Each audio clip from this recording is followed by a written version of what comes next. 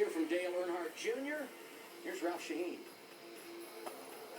Well, Dale, you said it. You had a really good race car. What held you up? Was it just fuel strategy at the end? Well,